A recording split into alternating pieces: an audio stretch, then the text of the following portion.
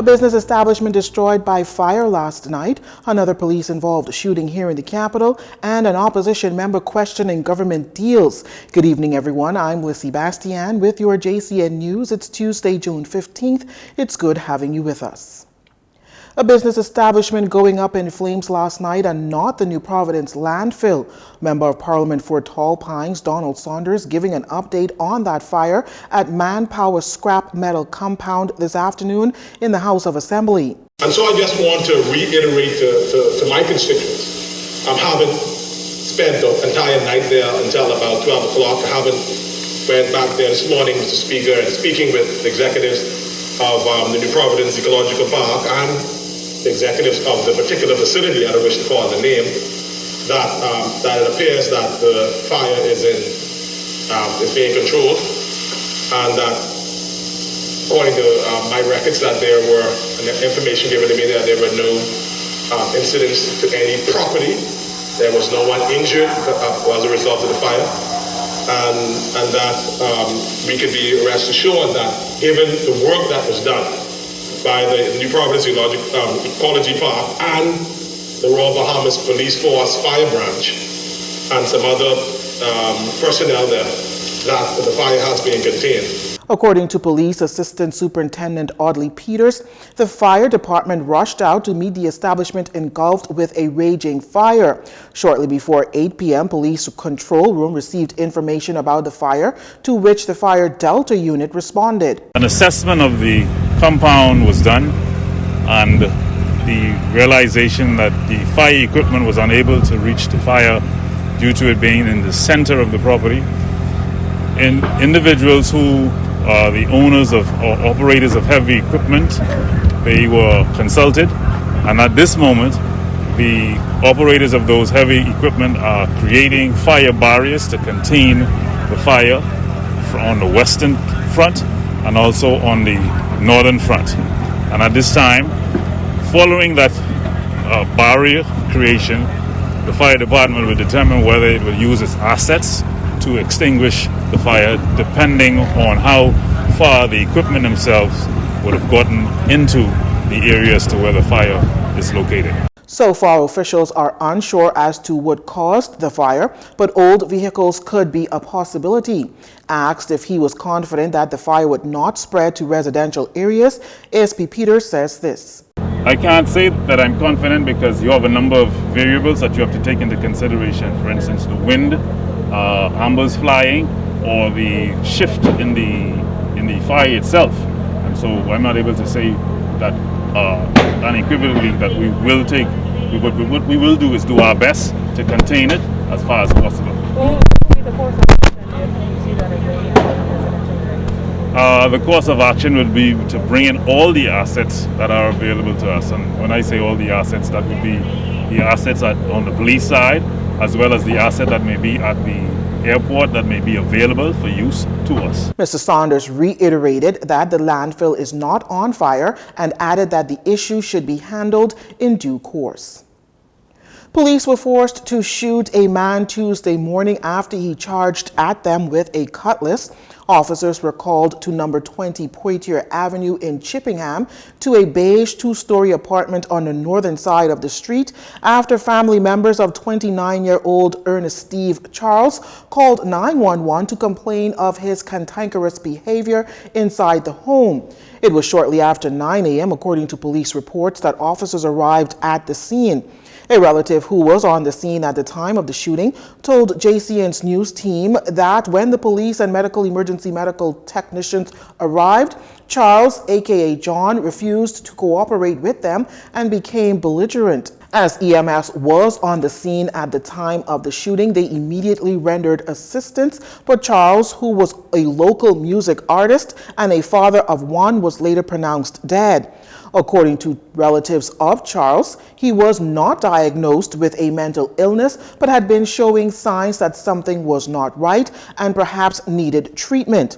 Police say the matter will be forwarded to the coroner's office, where an inquest will be conducted into the incident. In news from Parliament, Engliston Member of Parliament Glenys Hannah Martin on Monday expressed concerns surrounding deals the government has entered into, including granting land to foreigners, as she presented her contribution to the 2021-2022 budget debate. Leah Cooper has that report. While delivering her contribution to the budget debate last evening, Engliston MP Glenys Hannah Martin listed deals entered by the government in which the public has received no details for. She mentioned a deal the government allegedly entered into for some of the capital's historic sites.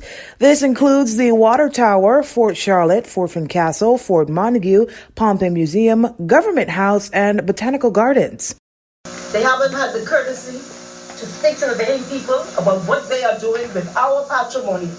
And we would like to know, and I've seen some of the names and who they have, I'm told they've entered into an agreement with or seek to do so, are well-known supporters of this administration.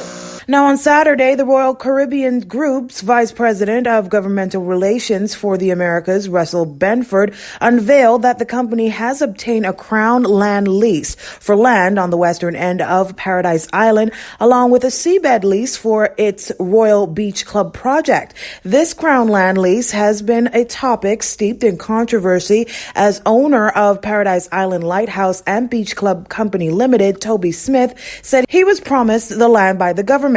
Smith has taken the government to court over the plot of land, though the government seems to have moved forward in granting Royal Caribbean its Crown land. Hannah Martin also touched on this. And the Bahamians shafted by this government for a foreign cruise company. We are waiting to hear the details on transferring the country's government buildings to the management of Hollow Esco Partners and how that is going to work. We don't trust you to negotiate for us. We still want to know whether a license has been granted for underwater treasure exploration from sunken vessels, and if so, to who and on what terms. We keep hearing about PPPs for our airports, which are gateways to our country, and whose ownership and management should never be compromised, with no details, no nothing. Who are you doing business with? It's sickening. She added that the opposition's also watching the project on Junkanoo Beach, which she claims is allegedly taking away beach space for the public. We would like to know who is the lucky person that was able to acquire this space. Mr. Speaker, the words of Kalani and all others do not coincide with reality. They cannot be trusted. They have not honored the sacred trust of this people. Reporting for Jcn News, I'm Leah Cooper. Well, a heated row breaking out in the House of Assembly yesterday between the Engliston MP and Minister of National Security Marvin Dames. Mrs. Hannah Martin says that she was made to understand that only 2 of the new $200 million fleet of Royal Bahamas Defense Force vessels were in operation. In particular, she mentioned that she was advised that the HMBS Arthur Dion Hannah has been docked for 4 years, awaiting repairs. Deputy Speaker of the House of Assembly, Don Saunders, continued to intervene in an attempt to temper down the heated exchange. Now, Minister Dames clarified some comments made by Ms. Hannah Martin. The minister says while the former administration purchased the fleets of new RBDF vessels, there was no infrastructure to support them. Minister Dames assures that they have more than 2 vessels operational. He added that HMBS Arthur Hannah was grounded 4 years ago, and the RBDF negotiated with the insurance company and the manufacturer of the vessel, reaching an agreement, but there are still some ongoing issues with that. Central Bank Union members gathered in the parking lot of the bank this morning as they say they have several grievances with management. According to Union President Therese Thompson, the union is currently in negotiations with the bank as the industrial contract expired in January of this year. We have an industrial agreement in place, right? But what they're doing while we are home, they are unilaterally changing the terms of the industrial agreement by 1, we have a wellness bonus, and because of COVID, they're saying that they're not paying the wellness bonus. And so we're just standing today to say, no. You don't decide to take any on our IA while we are home.